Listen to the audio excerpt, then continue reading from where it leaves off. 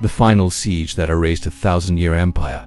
Why this one? What if one of the oldest empires in history didn't fall in a single day, but slowly, century after century, dying from within and from its enemies? For over 1,000 years, the Byzantine Empire endured as the living heir of Rome. Its capital, Constantinople, was a city of immense wealth, surrounded by walls designed to be impregnable and strategically positioned between Europe and Asia. Byzantium was a fortress, aculturao imbrasi, and the ultimate symbol of imperial continuity in a world of empires rising and falling. While empires across Europe and the Middle East crumbled, Byzantium endured. Its citizens believed that their city and empire would last forever, but even the strongest wars could not protect the state from internal destruction. History begins in the early centuries after the fall of Rome.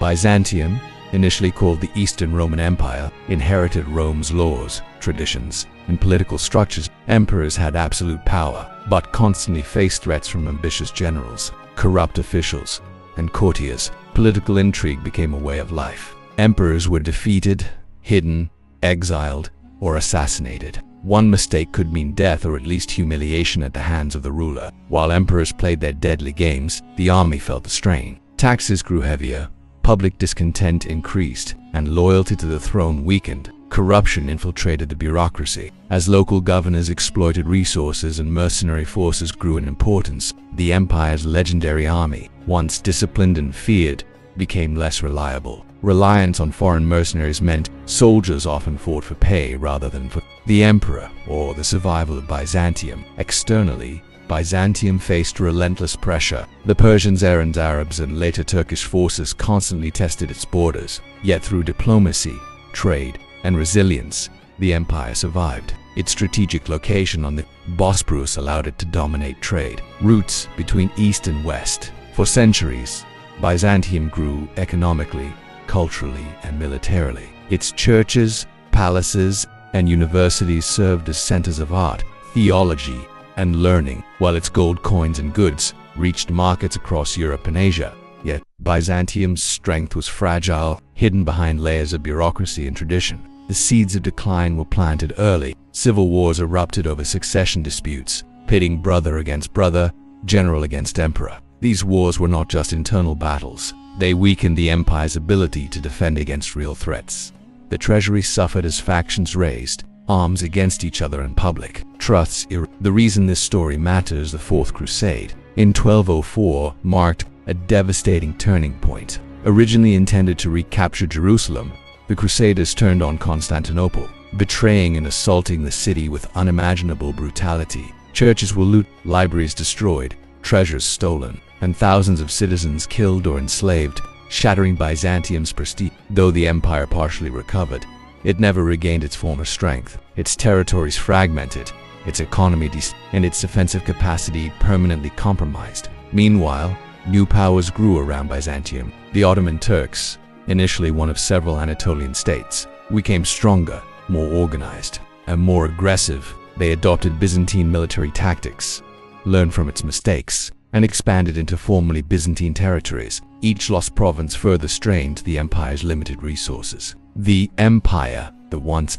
controlled much of the Western Mediterranean, who was now confined to shrinking patches of land. From the 14th century onward, Byzantium faced multiple simultaneous challenges. Its economy stagnated, challenged by rising Italian maritime republics, such as Venice and Genoa, dominating Mediterranean trade. Agricultural productivity declined, famine occasionally struck, and inflation weakened the currency. Political corruption and weak leadership exacerbated every problem. Emperors came and went frequently, often overthrown by ambitious generals or court factions. Religious divisions also played a role. The schism between the Orthodox Church and Roman Catholic Church isolated Byzantium. Even as the empire sought Western aid against the Ottomans, centuries of mistrust and religious tension made strong alliances difficult.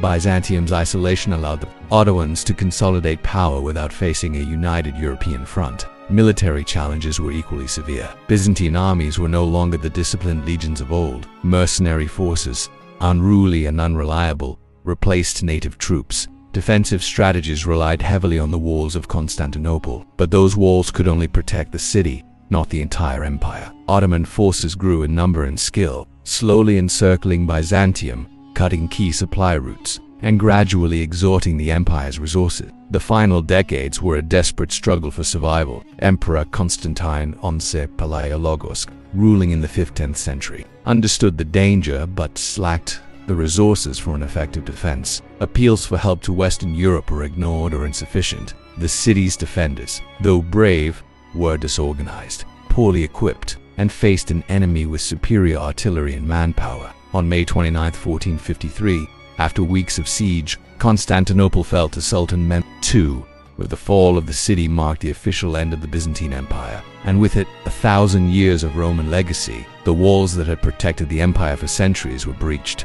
Palaces and churches were destroyed, and the population killed or enslaved. But Byzantium's fall was not sudden. It was a result of centuries of internal decay, corruption, economic strain, political conflict, and external pressures. No single event, battle, or leader caused its collapse. It was a slow, inexorable slide, a warning that even the most powerful empires cannot survive without unity, foresight, and adaptability. The Byzantine Empire teaches us an unexpected lesson. Power built on tradition alone, without reform, resilience, or attention to internal weaknesses, is vulnerable. Walls and armies can protect the city, but they cannot safeguard against ambition, corruption, or isolation. Like the video, share it, and subscribe to the channel. Do you think the Byzantine Empire fell mainly due to internal corruption, external conquest, or a combination of both?